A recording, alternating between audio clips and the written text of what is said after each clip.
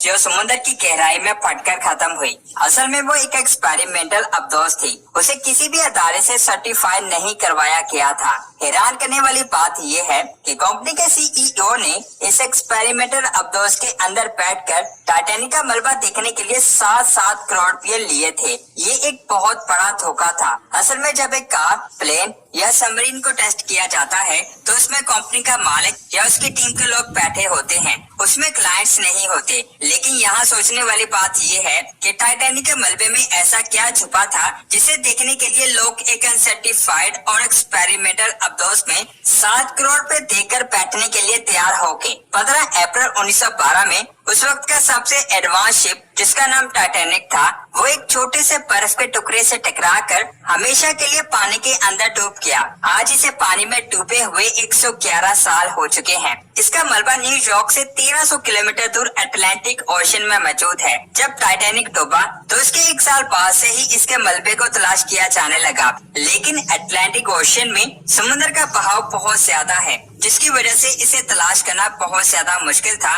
लेकिन साइंसदानों ने अपनी कोशिश जारी रखी और फिर 1985 में टाइटैनिक का मलबा हमें मिल गया। टाइटैनिक के बारे में सारी दुनिया को पता था, लेकिन वो इसके लिए इतने पागल नहीं थे जितने 1997 में टाइटैनिक की मूवीज के रिलीज होने के बाद हुए। इस मूवी ने दुनिया भर में धूम मचा दी, जिसके बाद दुनिया भर से हर कोई इस मलबे को देखने के लिए जाना चाहता था। समुद्र के जिस हिस्से में टाइटैनिक का मलबा मौजूद है उसे मिडनाइट कहते हैं, क्योंकि समुद्र के इस हिस्से में जमा देने वाली सर्दी है। जब टाइटैनिक डूबा तो उसमें मौजूद 1500 लोग डूबने से नहीं बल्कि ज्यादा सर्दी की वजह से मरे थे। टाइटैनिक का मलबा समुद्र की सतह से 4000 मीटर नीचे है। ये गहराई इतनी ज्यादा है कि सूरज की एक किरण भी वहाँ नहीं पहुँच पाती, जिससे वहाँ बहुत ज्यादा अंधेरा है। इसके अलावा ये मलबा समुद्र की बहुत ज्यादा गहराई में मौजूद है।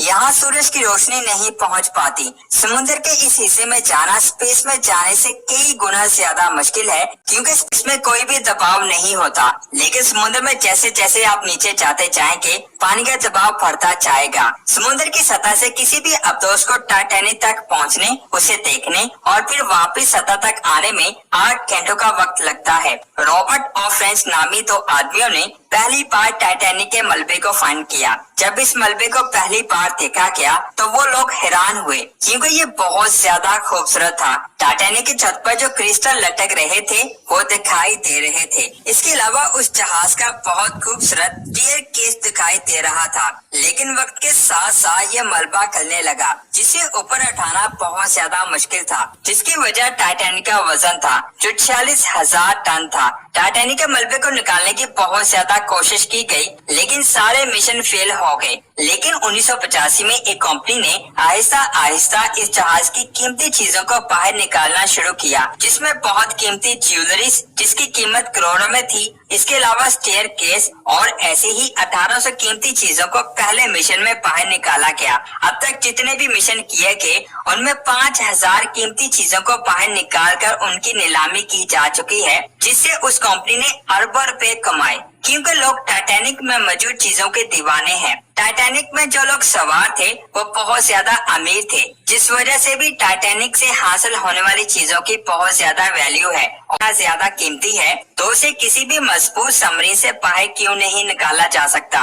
तो मैं आपको बता दूं, टाइटैनिक समुद्र की जिस गहराई में मौजूद है वहाँ प्रेशर बहुत ज्यादा है। प्रेशर के साथ वहाँ बहुत ज्यादा खतरनाक लहरें भी मौजूद हैं। जैसे समुद्र के ऊपर खतरनाक लहरें होती हैं, वैसे ही समुद्र के नीचे ऊपर से ज्यादा खतरनाक लहरें होती हैं, जो किसी भी चीज के टुकड़े कर सकती हैं। यानी टाइटैनिक के पास दबाव और वेव्स, ये दोनों चीजें किसी भी अब्दोस के लिए बहुत ज्यादा खतरनाक हैं। जिस जगह टाइटन फटी वहाँ दबाव सतह से 300 गुना ज्यादा था और इसे फटने में सिर्फ 0.3 सेकंड लगे।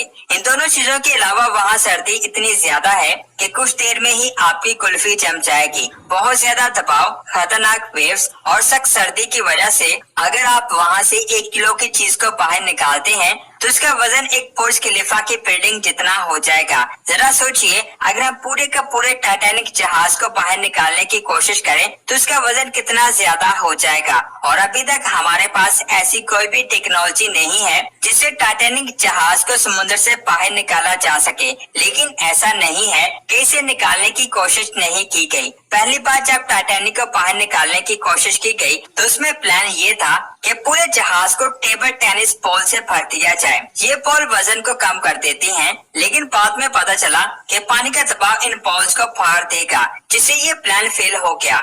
इसके अलावा टाइटैनिक को बाहर निकालने के लिए एक और प्लान बनाया गया कि इसे कई हीलियम बैलून से बाहर निकाला जाए। इन बैलून्स को पानी के अंदर ले जाया जाए और इनके अंदर हीलियम गैस भरी जाए। ये गैस पानी के अंदर एक प्रेशर क्रिएट करेगी और जहाज के टुकड़ों को पानी के ऊपर ले आएगी। लेकिन उसके लिए हीलियम गैस बहुत ज्यादा मकदार में चाहिए थी और इस जगह चाहिए थी यहाँ पानी का प्रेशर बहुत ज्यादा है और वहाँ इस प्रेशर से ब्लास्ट हो सकता है, जिससे ये प्लान भी फेल हो गया। इसके बाद तीसरा आइडिया जॉन ने दिया। उसने कहा कि पानी बर्फ से बहुत ज्यादा भारी होता है और बर्फ उसकी सतह पर तैर सकती है और हम लिक्विड नाइट्रोजन से टाइटैनिक जहाज को जमा देते हैं। जिस वक्त वो बर्फ में तब्दील हो जाएगा तो वो पानी के ऊपर तैरने लगेगा, लेकिन इसके लिए 5 lakh million ton liquid nitrogen की जरूरत पड़ेगी, जिसके बाद ही ये जहाज पूरी तरह से जमेगा और इतनी नाइट्रोजन को मैनेज करना ही नामुमकिन है। ये सारे ख्याली प्लान थे